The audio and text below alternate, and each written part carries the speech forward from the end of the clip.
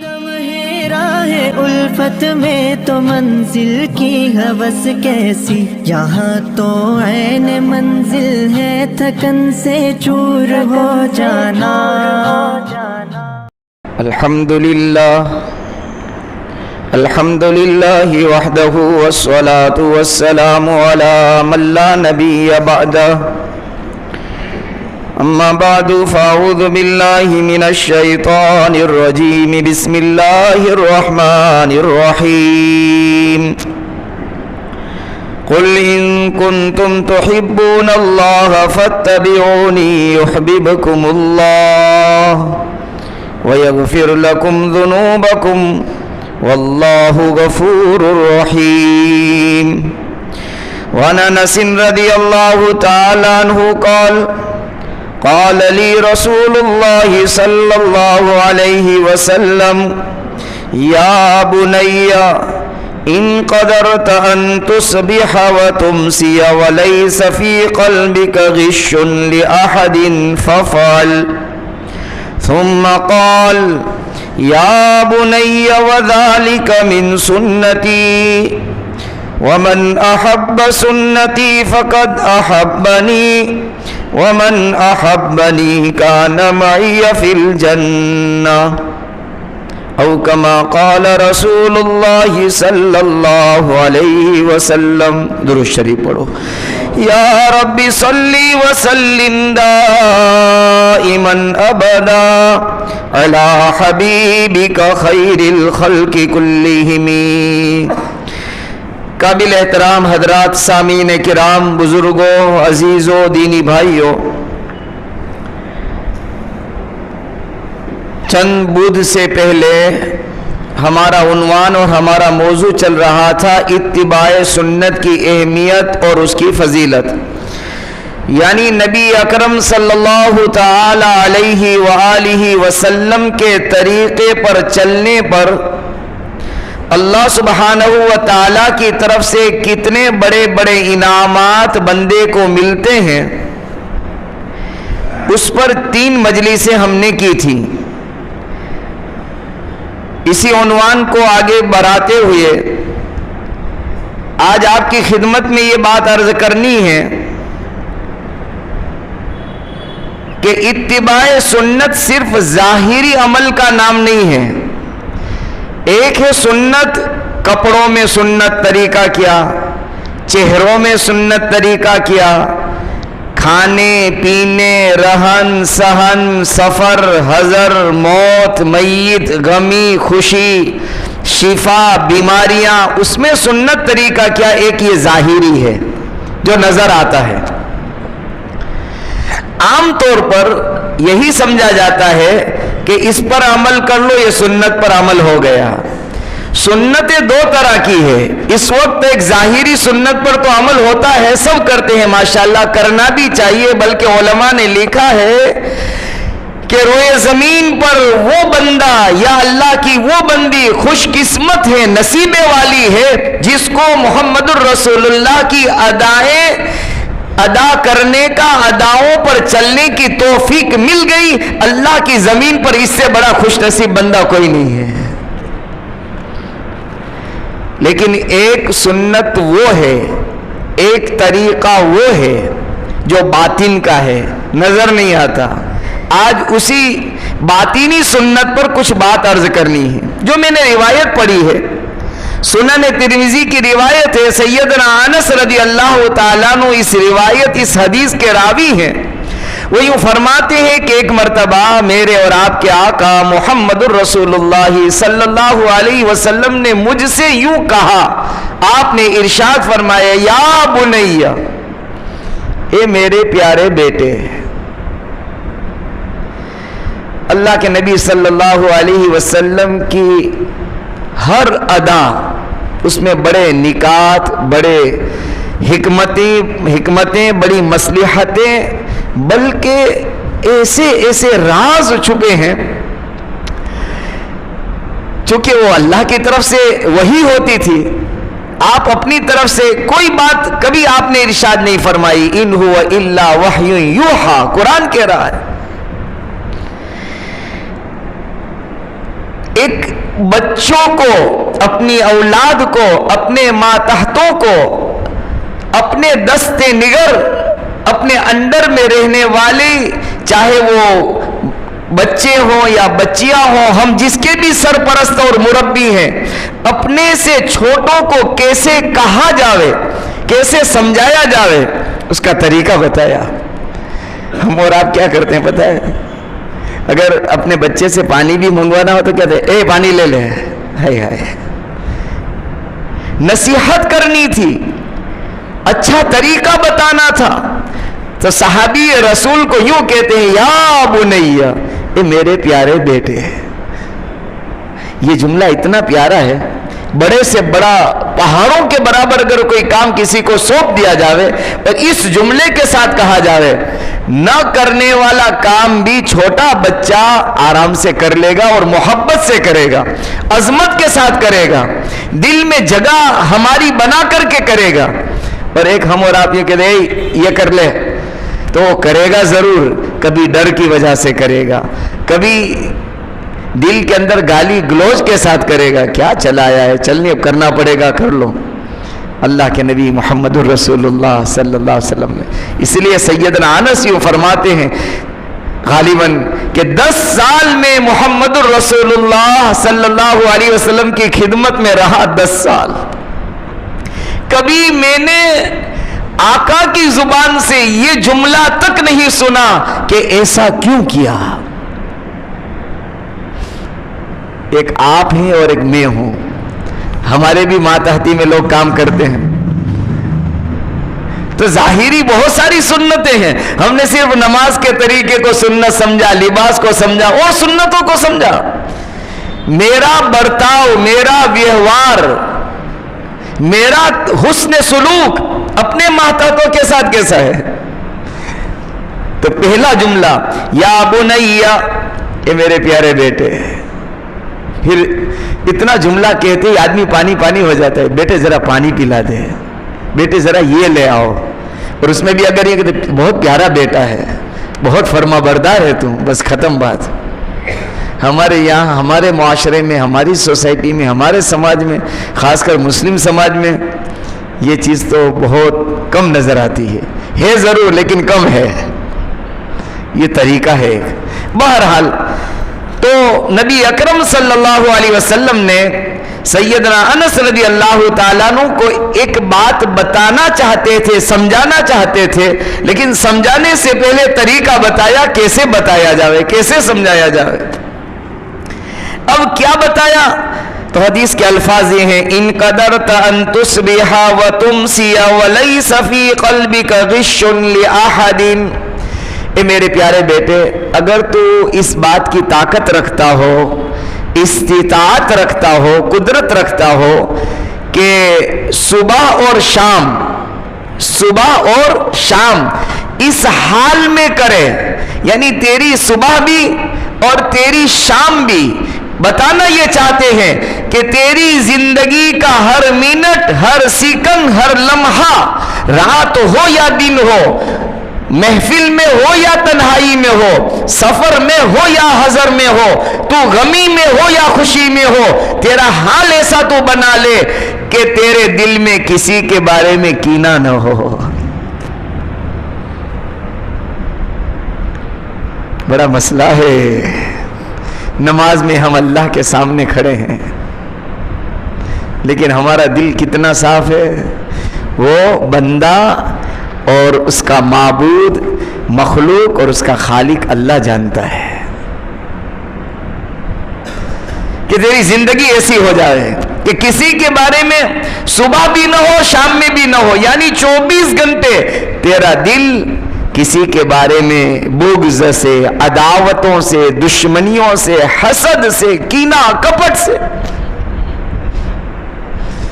دل کا پاک ہونا جسم کی صلاح کے لیے، جسم کی فلاح کے لیے بہت ضروری ہے۔ دل کا اثر، اسی لیے تو نبی اکرم صلی اللہ علیہ وسلم نے صحابہ کے درمیان ایک مرتبہ فرمایا تھا کہ میرے صحابہ، کہ انسان کے جسم میں ایک گوشت کا لوتھڑا ہے، ٹکڑا ہے، اذا صلحت صلح الجسد کلہ، جب وہ اچھا ہوتا ہے، صاف ستھرا ہوتا ہے، صلاح فلاح والا ہوتا ہے، اذا صلحت صلح الجسد کلہ، تو ساری باڈی، سارا جسم. دیکھو دنیا میں آج لوگ ملاوٹ کرتے ہیں نا بھائی، ڈپلیکیٹ مال سپلائی کرتے ہیں. تو یہ کیسے کرتے ہیں؟ سب سے پہلے دل میں خیال آتا ہے. کہاں خیال آتا ہے؟ ہاں، دل میں خیال آتا ہے. پھر دماغ سوچتا ہے کہ اب اس چیز کو میں پریکٹیکل عملاً کیسے اس کو میں وجود میں لے آؤں. پہلے دل میں بات آتی ہے، تو یہاں سے کھوٹ شروع ہوتی ہے، یہاں سے بگاڑ شروع ہوتا ہے. اسی لیے تو نبی اکرم صلی اللہ علیہ وسلم نے مکہ کی سرزمین پر صحابہ کے دلوں پر پہلے محنت کی. ان کے اعمال پر اتنی محنت نہیں کی جتنے کہ ان کے دلوں پر محنت کی ہے. آپ پوری سیرت میں بتا نہیں سکتے، آپ کو نہیں ملے گا کہ محمد رسول اللہ صلی اللہ علیہ وسلم نے یہ فرمایا ہو کہ میرے صحابہ تم خانے کعبہ میں رکھے ہوئے 313 بتوں کو توڑ دو. کہیں نہیں ملے گا آپ کو. دل پر ایسی محنت کی، دل اتنا صاف شفاف آئینے کی طرح کر دیا کہ صحابہ کے دل میں وہ جذبہ پیدا ہوا کہ عبادت کے لائق صرف ایک اللہ کی ذات ہے.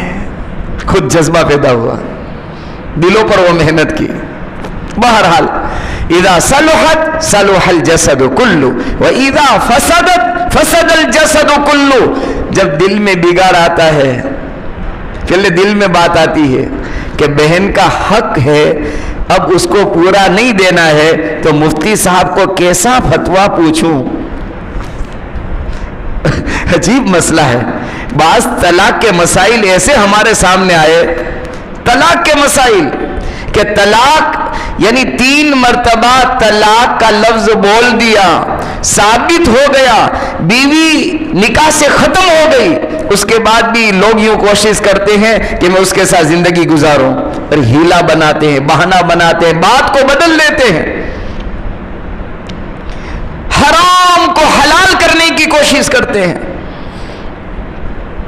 اور اسی طرح سے یہ بہنوں کے مسائل میں بھی ہیں.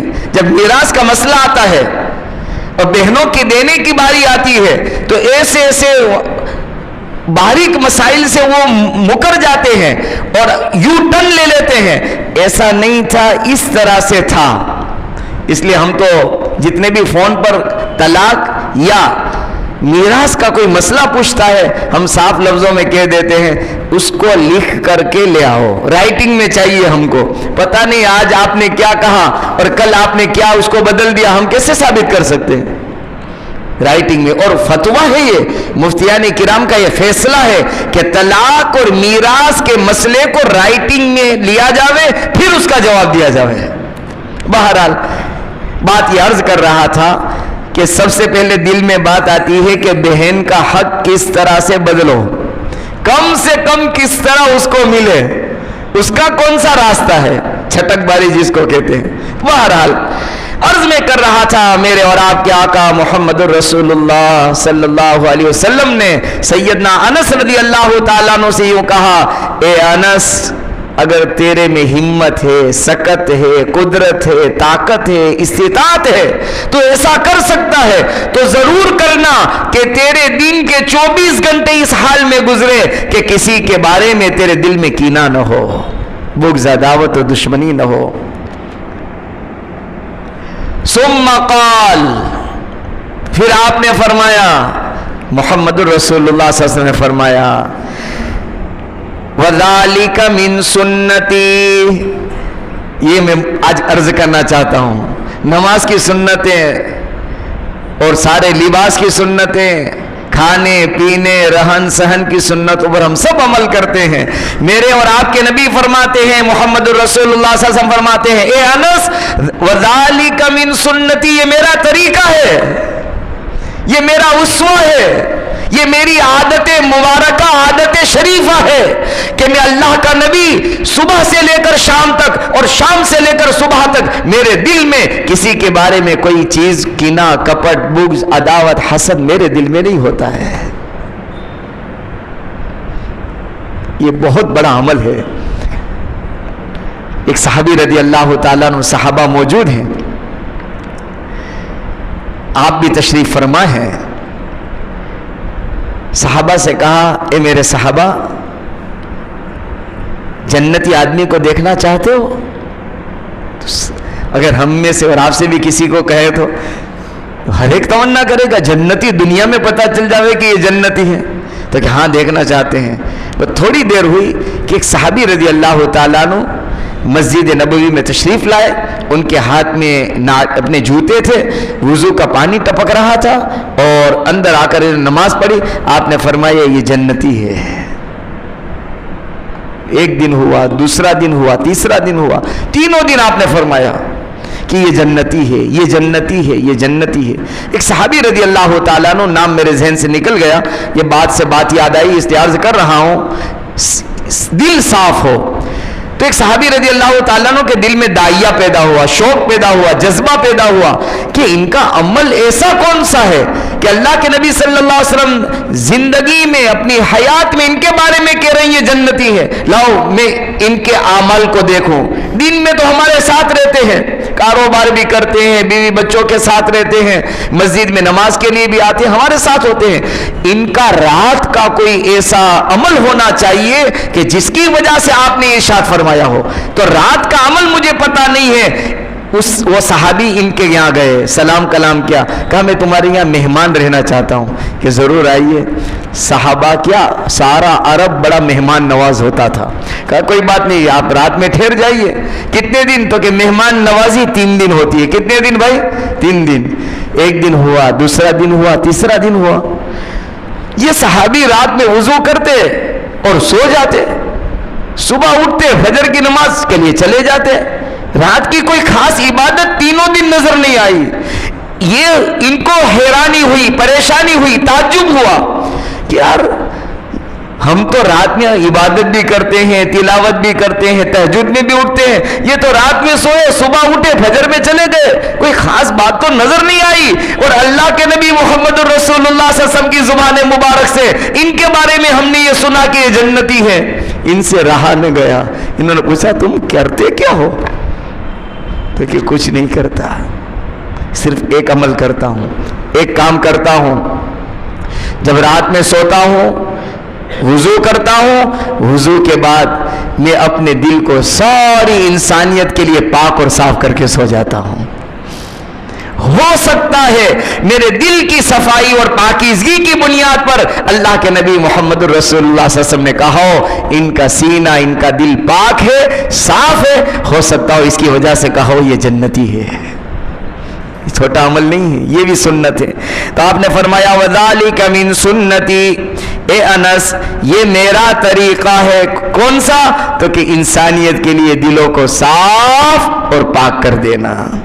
پھر آگے آپ نے فرمایا وَمَنْ أَحَبَّ سُنَّتِي فَقَدْ أَحَبَّنِي، جس نے میرے طریقے سے، میری اداؤں سے، میری سنتوں سے، میرے اسوا سے، میری والی عادتوں سے، ایک آپ کی عادت ہے، ایک میری عادت ہے، اور ایک اللہ کی دھرتی پر زمین پر اللہ کے دشمنوں کی عادتیں ہیں. معاف کرنا، آج کا مسلمان اللہ کے دشمنوں کی عادتوں پر فریفتہ ہے، گرویدہ ہے اور اس پر قربان ہو رہا ہے. کس کی عادت ہے؟ تو کہ فلاں ایکٹر، فلاں کرکٹر، فلاں کی عادتیں ہیں. اللہ کی قسم، اللہ کی زمین پر محمد الرسول اللہ صلی اللہ علیہ وسلم سے افضل عادت اور طریقہ دنیا میں کسی کا نہیں ہے. آپ فرماتے یہ میری عادت ہے، یہ میرا اسوہ ہے، یہ میرا طریقہ ہے. وَمَنْ أَحَبَّ سُنَّتِي فَقَدْ أَحَبَّنِي، جو میری عادت، میرا اسوہ، میرے طریقے سے محبت کرے گا اس نے مجھ سے محبت کی. وَمَنْ أَحَبَّنِي كَانَ مَعِيَ فِي الْجَنَّةِ، اور جو میرے طریقے سے محبت کرے گا وہ میرے ساتھ جنت میں ہوگا. اللہ تعالیٰ مجھ کو اور آپ کو محمد الرسول اللہ صلی اللہ علیہ وسلم کی معیت اور آپ کی رفاقت. دیکھو میرے بزرگوں اور میرے بھائیوں، ہمارا مقدر یہی تھا اللہ کی طرف سے ہمارے اور آپ کے بارے میں یہی فیصلہ تھا کہ ہم نبی کی معیت اور نبی کے زمانے میں تو نہیں آ سکے، اللہ کا فیصلہ تھا، لیکن یہ بھی بڑی محرومی کی بات ہوگی کہ قیامت کے میدان میں موت کے بعد اور حساب اور کتاب کے بعد بھی محمد الرسول اللہ صلی اللہ علیہ وسلم کی رفاقت، معیت اور آپ کا پڑوس اور آپ کا ساتھ نہ ملے، اس سے بڑی بدنصیبی کوئی نہیں ہے۔ ایک چاند سے ہمارے لیے موقع ہے، ہم آپ کی سنتوں پر، آپ کے اسوا پر، آپ کے طریقوں پر اگر عمل کریں گے تو آپ نے فرمایا میری عادتوں کو اپنانے والا، میری عادتوں کو اختیار کرنے والا، میری سنتوں پر چلنے والا قیامت کے دن میرے ساتھ ہوگا۔ انشاءاللہ اسی عنوان پر آئندہ بدھ میں بھی کچھ باتیں عرض کروں گا۔ جو باتیں ہوئی اللہ کی توفیق سے ہوئی ہے، اللہ تعالیٰ مجھے اور آپ کو سنتوں کا اہتمام نصیب فرمائے، سنتوں پر چلنے کی توفیق عطا فرمائے، سنتوں سے محبت نصیب فرمائے، اور اللہ سبحانہ و تعالیٰ سنتوں کے ساتھ زندگی عطا فرمائے اور اہتمام سنت کے ساتھ اللہ تعالیٰ موت عطا فرمائے۔ آمین۔ وآخر دعوانا ان الحمدللہ رب العالمین۔ اللہم لک الحمد کما ينبغي لجلال وجهك وعظیم سلطانك، اللہم لا نحصی ثناء علیک انت کما اثنیت علی نفسک، یا رب صلی وسلم دائما ابدا علی حبیبک خیر الخلق کلہم۔ مولا کریم تیرے بندے ہیں، تیرے نام لیوا ہیں، تیرے نبی کی بڑی عالی نسبت ہمارے ساتھ لگی ہے، لیکن ہماری زندگی گناہوں میں گزری ہے، نافرمانیوں میں گزر رہی ہے۔ اے اللہ ہمارے گناہ پر آپ پردہ ڈال رہے ہیں، ستاری کا معاملہ کر رہے ہیں۔ اللہ موت اور موت کے بعد بھی ستاری کا معاملہ کر لینا، اللہ موت اور موت کے بعد بھی معافی کا معاملہ کر لینا۔ اے اللہ اپنے نیک بندوں میں شامل کر کے موت عطا کرنا، نافرمان اور باغی بندوں کی فہرست سے ہمارا نام نکال دینا۔ اے اللہ شریعت اور سنت سے محبت عطا کر دینا، شریعت اور سنت سے محبت عطا کر دینا، شریعت اور سنت پر چلنے کی توفیق عطا فرما دینا۔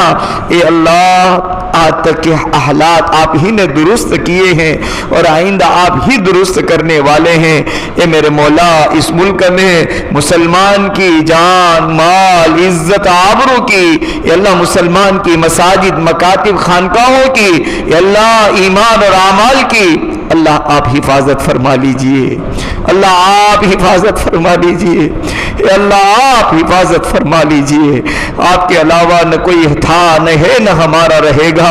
اے اللہ آپ ہی کی مدد اور آپ ہی کی نصرت سے اللہ آپ کی زمین پر ہم چل رہے ہیں۔ اے اللہ ورنہ تیرے دشمن تو ہمارا چلنا بھی پسند نہیں کرتے، ہمارا رہنا بھی پسند نہیں کرتے، ہمارے سجدوں سے، ہماری عبادتوں سے اے اللہ ان کو چیڑ ہو چکی ہے، نفرتیں ہو چکی ہے۔ اے مولا ہم سر جھکائے تو کس کے سامنے جھکائے؟ سر جھکا کر اپنے دل کا حال سنائے تو کس کو سنائے؟ اے سننے والے، اے دیکھنے والے، تو ہمارا حال دیکھ رہا ہے۔